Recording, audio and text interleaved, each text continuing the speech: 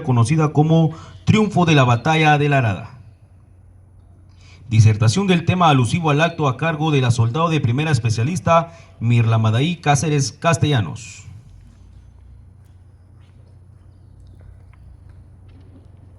Hago propio el vocativo del maestro de ceremonias. La batalla de la Arada. Centroamérica ha sido una región que desde su independencia ha sufrido diversos conflictos, ya sean internos o externos, y la guerra entre los países vecinos no ha sido la excepción. En más de una vez los centroamericanos han entrado en guerra. La razón por la que estos tres países entraron en conflicto fue debido a que en Guatemala gobernaba en 1851 el militar Mariano Paredes. Él era del gobierno conservador y por comandante y jefe del ejército estaba el teniente general Rafael Carrera, quien también había sido presidente de Guatemala en 1844 a 1848. Durante su gobierno se emitió el decreto de fecha 21 de marzo de 1847, donde se funda lo que es la República de Guatemala. Durante su gobierno fueron exiliados varios guatemaltecos al país vecino por ser liberales. En este caso, el país de El Salvador, quien era gobernado por Doreto Vasconcelos, quien le brindó la ayuda necesaria a los liberales guatemaltecos para que derrocaran al presidente Mariano Paredes de la presidencia. Este conflicto era más por la rivalidad entre estos dos países, entre los conservadores y los liberales.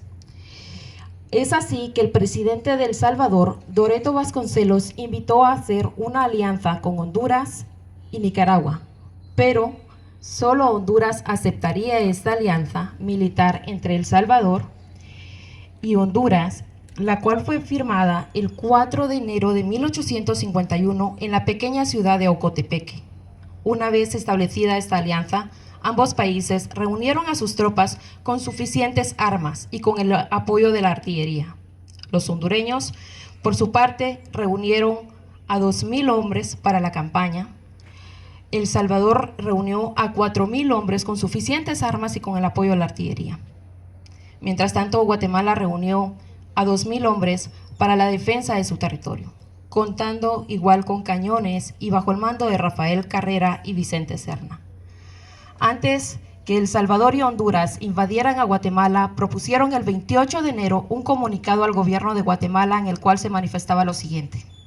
Primero, que el presidente de Guatemala abandonara el mando para que fuera ocupado por un hombre de confianza, que Rafael Carrera fuera exiliado del país, debiendo ser conducido hacia alguno de los puertos del sur por un regimiento salvadoreño. Que una vez estuvieran en el poder del mando de Guatemala, la alianza invasora se convocara a una asamblea constituyente.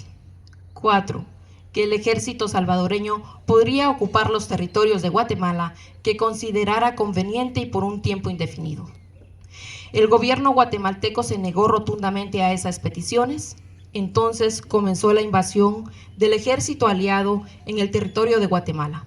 Al mando del ejército aliado iba al frente el general Isidoro Saget, militar francés.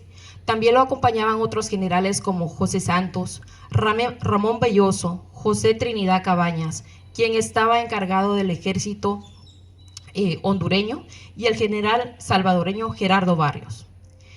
El ejército aliado marchó sobre el territorio de Guatemala para tomar su capital, y como Guatemala es un país pequeño, solo estaba a unos días de marcha.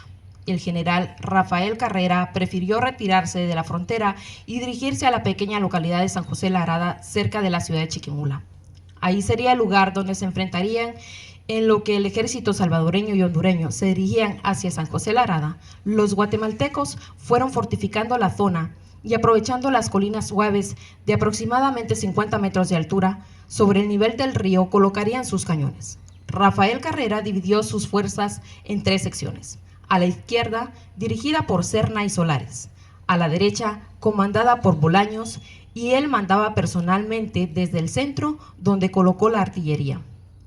De los 2,000 hombres con que contaba Guatemala, 500 fueron enviados a Chiquimula como reserva y en defensa de la plaza. y previniendo cubrir una posible retirada, por lo que solo utilizó 1.500 hombres guatemaltecos contra un enemigo de 4.000 efectivos. Si Guatemala perdía la batalla, los aliados tendrían el camino libre para avanzar hasta la capital.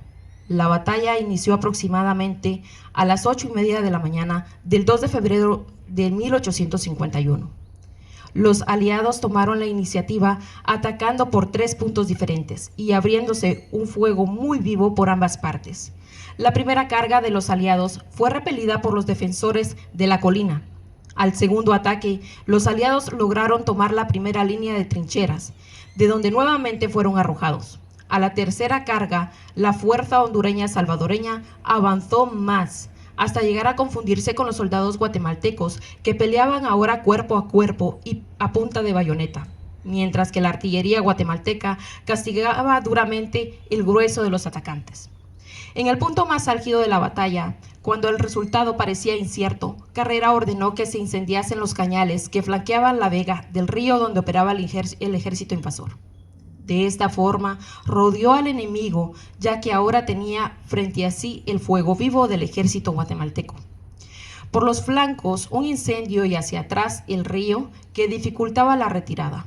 Al ver esto, la división central aliada cundió el pánico y comenzó a retirarse desorganizadamente.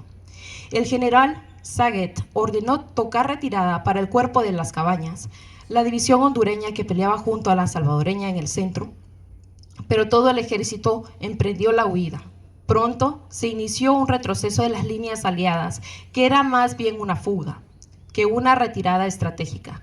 Los 500 hombres guatemaltecos que mandaba el coronel Navas y que se hallaban frescos por haber estado en la retaguardia, se lanzaron en persecución de los que quedaban del ejército aliado, el cual buscaba desesperadamente las fronteras de sus países.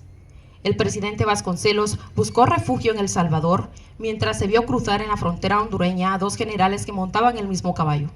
Por donde pasaba, Vasconcelos era abucheado por sus conciudadanos. Carrera hizo reagrupar al ejército y cruzó la frontera de El Salvador y se encontraba acampando en Santa Ana cuando recibió órdenes del presidente Mariano Paredes de regresar a Guatemala en vista de que los aliados solicitaban la paz. Al final, después de horas de duro combate, la batalla se había saldado con victoria decisiva guatemalteca. Las bajas guatemaltecas serían de 100 heridos y 50 muertos. Las bajas aliadas de entre El Salvador y Honduras eran de 528 muertos, 200 prisioneros. Además, tomaron como botín de guerra 1.000 fusiles, 13.000 cartuchos de bala, 11 cajas de guerra y 7 piezas de artillería. Tras esta derrota, el ejército salvadoreño y hondureño se retiraron a sus países. El presidente de El Salvador, Doreto Vasconcelos, fue derrocado después por sus rivales conservadores. La batalla de La Arada se considera una de las batallas más importantes de la historia de Guatemala. Su resultado permitió preservar independencia y la soberanía del país, sentando las bases para el desarrollo político y social de Guatemala en las décadas siguientes. Guatemala se consolidó como una nación independiente y respetada en el ámbito internacional. Este enfrentamiento también es recordado como un ejemplo de valor y determinación por parte del ejército guatemalteco, que logró defender la integridad territorial del país frente a las fuerzas invasoras superiores en número. Muchas gracias.